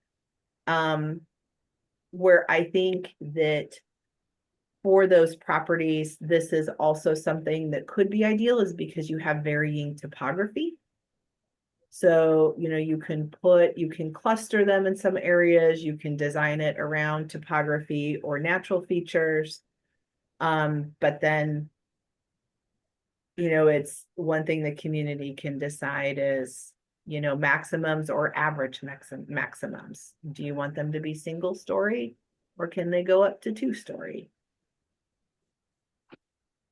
And I think this comes into, like it's saying, for smaller houses, if they're individual units for sale, entry-level housing, so this is their starter home, or folks who want to stay in Neskowin, but maybe their house is too big, they're looking for something more ideal to age in place. So just thinking about who these would be for. You know, who are we trying to attract to live in these, and who would these be best suited for?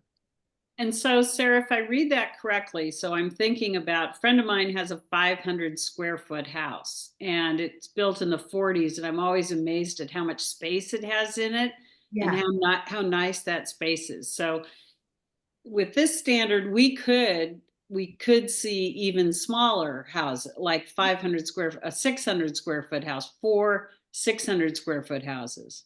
That's right.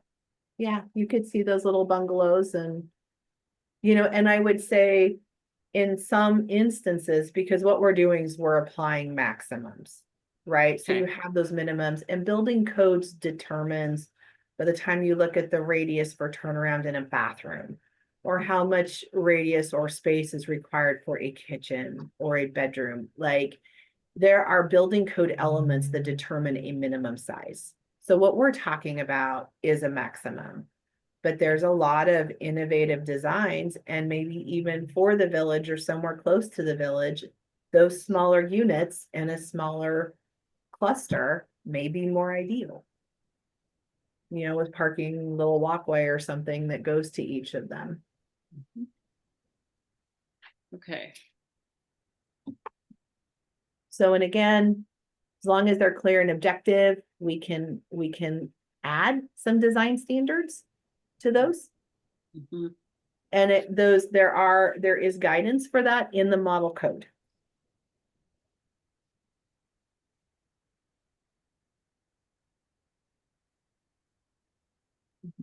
So potential standards could address roof pitch and style, minimum window coverage, and or porches.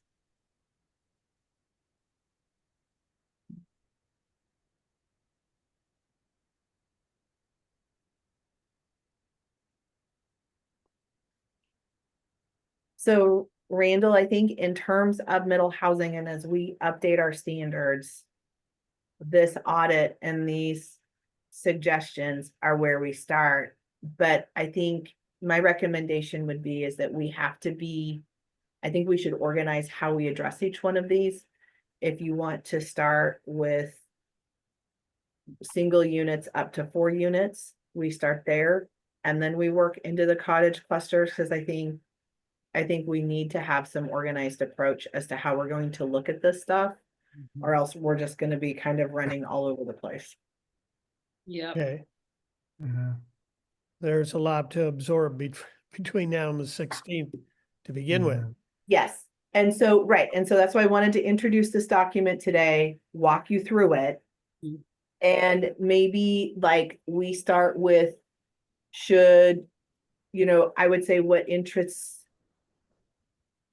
everyone the most. Maybe our first task is to compare this stuff to the model ordinance, or if we want to start with design standards that would apply everywhere, right? Like, do we need a meeting just to go back and walk through this after we've looked at the model code, and then start prioritizing what pieces we want to start working on first?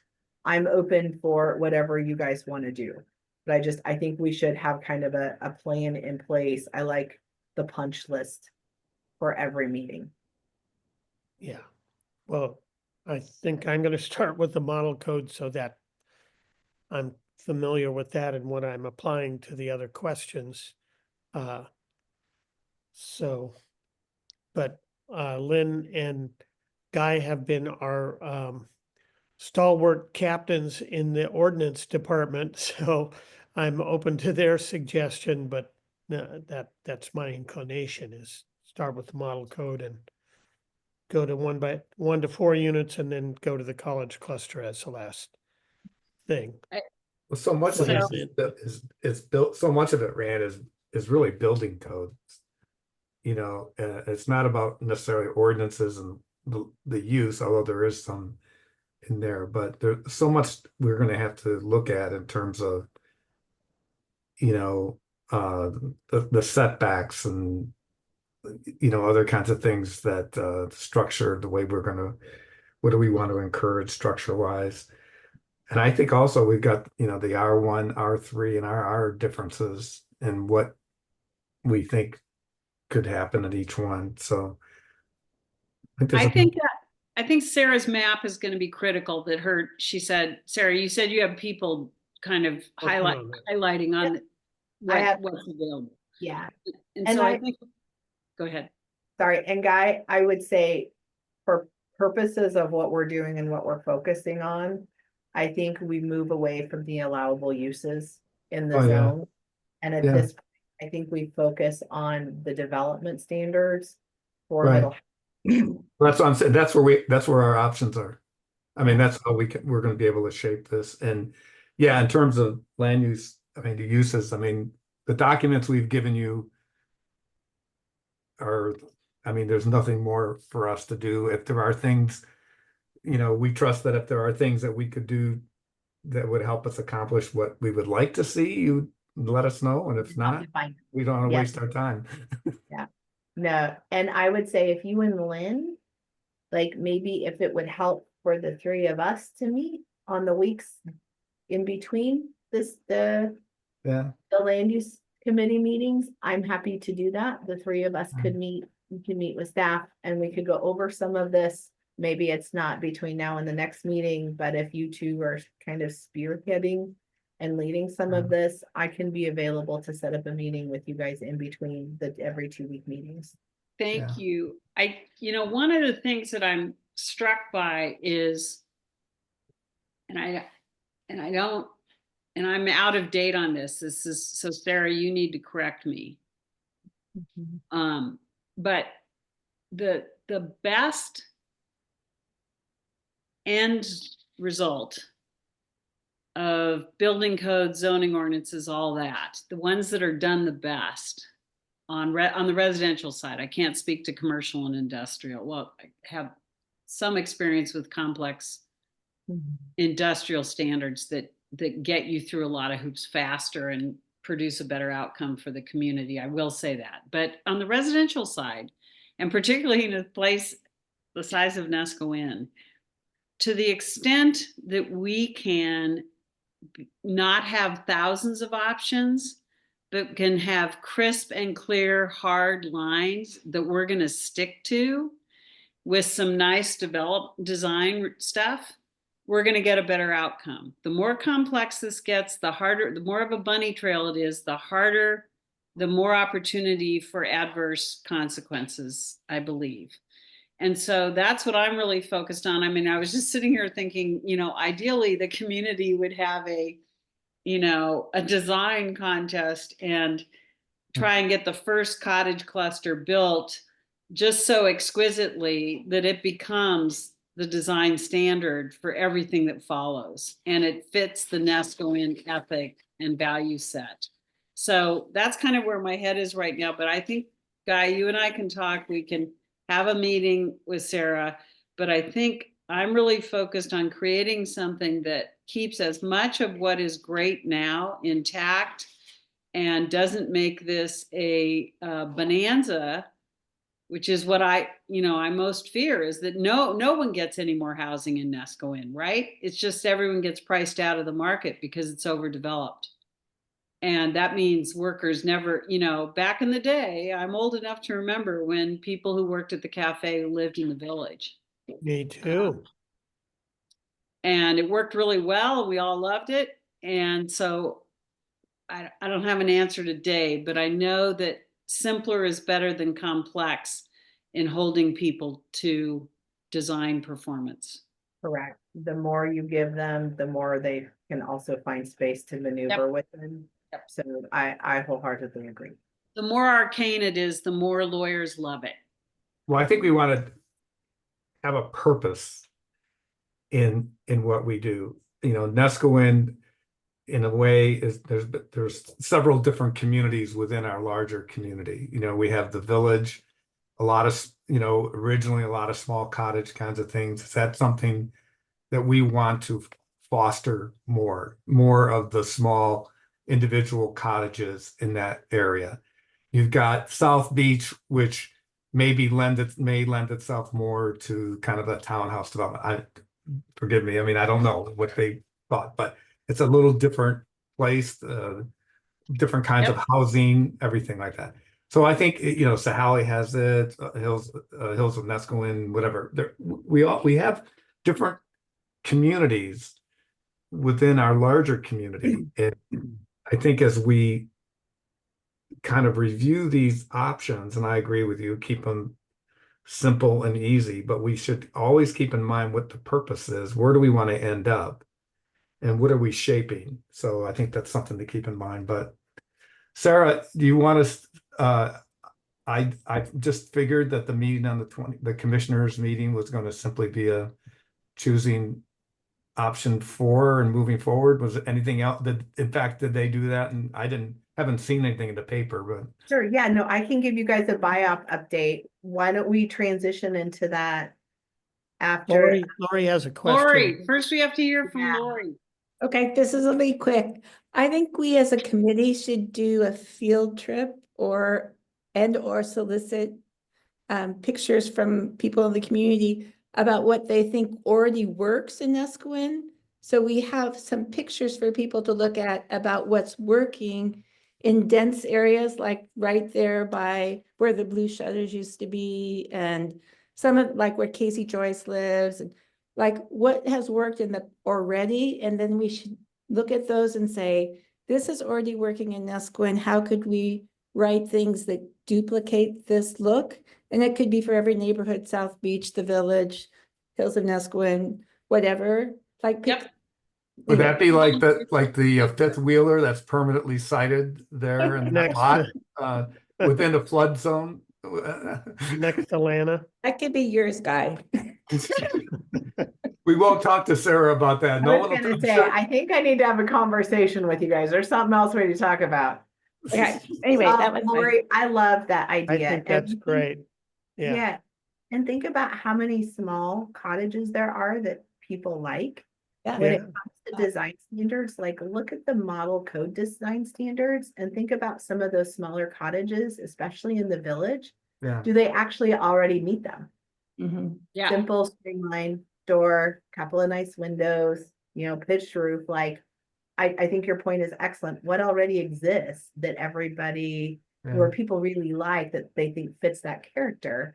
And how do we capitalize on that and incentivize that through this process? Great. Thank you, Lori. Mhm. Okay. Are we shifting gears to open Yep. a can of worms? Okay, we got a couple minutes left. So, the commissioners last Wednesday did sign a letter to send to FEMA that, supports option 4. So Molly and I worked on that letter. It says we will ensure ESA compliance, Endangered Species Act compliance. And thank you very much. We will be moving forward in this direction. There are several cities and counties who have done the same. And tell me what option 4 is again. Is that the no insurance? That is that for a permit, I'm going to require a letter from a biologist that confirms that the proposed development does not result in a violation of the Endangered Species Act, which is what this is all centered around. Thank you. Yes. So yeah, I will send that letter so you guys can see it. And then so Mark or whomever can post it on the CAC website as well, if you guys would like to see that. So, Okay. there, yeah, I, actually have, yeah, AOC was interesting. I had a lot of conversations. That was a conference I was at. I had a lot of conversations with various commissioners from various counties. And then I've been on the phone with cities, and there's quite a few who have followed Tillamook County's lead. What I don't know and what I am interested in seeing is a roster of every city and county in the state. So the 230 cities plus 31 counties, or 30 counties plus, to see what everyone has chosen. Because Yeah. even in county, the options have varied. I wonder if AOC could organize that, put that together, but. Yeah, actually, it'll probably be DLCD that will do that. Oh, yeah.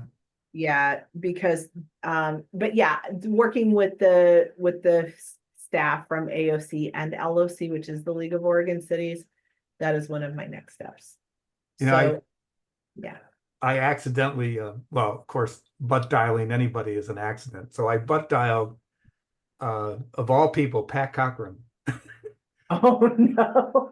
former Oregon land grant guy, who was surfing down in Southern California when he got the call. And I go, oh, wow, this is an interesting call. But anyways, so we just kind of laughed. And he goes, oh, what's up? And I said, well, I just came from this buyout meeting, right? And he goes, how'd you guys vote? He happens to be on the planning commission for a city of Astoria. Oh, yeah. And so we had a nice discussion about how Astoria handled it, and they just took the model ordinance. But he said it's not a big deal in Astoria. So, Well, but I also noticed Columbia, with Columbia County, or not Columbia, but Clatsop and Lincoln, and that a lot of the communities took either the model ordinance or shut out development altogether. I was surprised. they did. And I would say that, so I have a meeting later this week with all of our congressional field staff. And because FEMA's still like, oh, it's not a big deal. Everybody can do the math. Well, of course you can do the math. You can do pre-algebra. You can do the math for mitigation ratios. So I actually have a project I'm going to walk all of the field staff through with me and say, okay, so we can all agree we can do the math. Now you tell me how this happens. Well, do the ones you did for us and in the workshop. Yeah. My goodness. I mean, anyways. And no one else has done the math. And so that was the other thing at AOC is I was talking to several planning directors and commissioners, and I said, go back, pull some permits you've done, do the math. FEMA's right. The math is easy. Do the math. And that will tell you whether or not you're going to be able to permit. So, I mean, really, FEMA just should have said no more permitting. Yeah. Right. I mean, that's where my issue is that you don't give people mitigation ratios knowing they can't meet them. So Sarah, starting today, what is your office's approach to permitting? Well, I think last week we got in roughly 30 new floodplain development permits. Before the cutoff date. Anyone that arrives today, which is after the December 1st deadline, how are you going to process them as if option 4 is our option, or are you going to wait and see what response we get from FEMA? Nope, I am moving ahead. And if anyone pushes back on the letter from the biologist, what I'm explaining to them is, as FEMA has correctly said, I have an obligation to make sure that a development complies with applicable local, state, and federal law. So by giving me that letter from the biologist verifying there is not a violation of the Endangered Species Act, I have met my obligation of that federal law. Okay, good. Yep. So yeah, more to come. But there's so many jurisdictions statewide that haven't even responded to FEMA at all about this. So they're going to be busy for a long time going after other folks before they come after us. Well, there's a default, don't they know that? Yeah, no, yep. It's going to be very interesting. The other thing, maybe just to put on your guys' radar, I have not seen anything yet that's making me excited. But There's some properties between Pacific City and Neskowin that have that planned destination resort overlay zone. Yeah. Or other properties that are eligible to have that overlay zone applied through a hearing. So there's more dust kicking up around those properties and people are starting to ask again. So Oh, if wow. anything actually shakes out of these conversations, I'll let y'all know, but I don't know if it's just that time in the cycle again, where now everybody's interested. If, the price of some of these properties has dropped, so it's generating new interest, I'm not sure, but I am getting. I was so excited when you were saying you're engaging with AOC. I thought it was representative AOC and was hoping to hear Sorry. what that conversation was. You liberal minds all think alike. Association of Oregon County. Sorry, Randall. Very anticlimactic. Nope. Nah, not that AOC. That'd be fun. Right? Okay, well, thanks for putting a lot of work in front of us, but that's what it takes to get it done. And it'll be interesting to see how we bring this to the community. I love Lori's idea because it's like, well, let's engage them. Tell us what you love about the community, what it looks like, show me some examples, and have that feedback so that when we go through with all these specifics, we can cite some of those examples as where we got the information to do our recommendations. So Yes, and I think it's a great idea because it's effectively a design contest without the financial investment. We want to be careful not to take pictures of things we do not like. I would just caution us in terms of litigation and And disruption. so it's a positive thing, not a negative thing. Yes, it's a positive thing, not a negative thing. Thank you. the thing is, some people might feel a little twitchy about their address being so publicly Yeah. prominent. So maybe also think about, do we want to make sure that we're scratching out the house address or, just something to where Sure. it's, Yeah. Neskowin's so small, Yeah. but and then the other thing I would say is when you're going through both documents, think about how we can start organizing a path forward. Mhm. And right? I think Yeah. that's a key point, and I think we want to get Tom in on those if we can, because it will save him a lot of time. And he got everything today that I sent. Thank you. Yeah, so yes. Okay, Okay, so I'll see y'all in 2 Mondays if I don't see you before. great. And Guy and All I right, will Sarah. email about next steps. So thank you. This has been hugely helpful. I want to read your document though before Guy and I talk about. Yeah. We all have to do some reading here and try and wrap our heads around it. Here you go. Okay, thank you very much, Sarah, for coming today and illuminating a lot of subject matter. And our next meeting, Ran, is, December 16th. and our agenda will be, for the record. Yeah, I had it figured out before, but I think it's Be there's some. determined. Well, there'll be more to add to it, but basically it'll be, I had to prepare ordinance changes, but I think it's to Yeah. review the documents that we've been provided and provide some action items to start so that we're organized in our approach Yeah. to putting this together. Yep. That sounds good to me. So I will write that up and get that out ASAP. I might AOC. be clear after the next few days. It might be a little foggy, so I better get it. Oh, it's Ran, it's a minor. It's such a minor. I'm having my hip replaced on Thursday, so Oh, Ran. I'm gonna be under the. Here we go. Oh my God. Oxycodone. No, So I'm I gonna just have evade to- that as much as possible. I just have to tell you, Ren, having had 2 hip replacements in the last 6 months, Wow. Yeah. and I'm I was riding my bike all over Neskowin with my grandchildren, I'm a big fan, but I just want to tell you, you take those, they want you moving right away. They're going to, Yes, I know. and so that I'm a no medication person, and I went off the pain pills right away Yeah. because I was so full of myself. And I immediately got my surgeon on the phone telling me, listen here, you're taking down. those things for at least a week, and otherwise you're going to regress and you're going to lose momentum. So don't.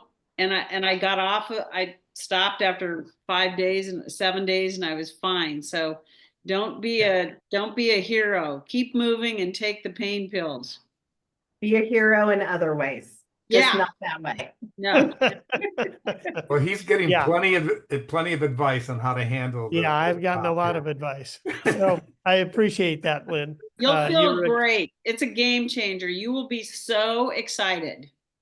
I'm already excited to be more mobile again. So, Yeah. all right. Well, thank you all very much for the work today and the work ahead. And this is eye-opening and very helpful. So thank you all. Thank you, Sarah. Thank All right. you all. Sarah. Thank So you. good to see you. Yeah. Bye-bye. Bye. Okay, end recording. Where is that? More. Stop recording.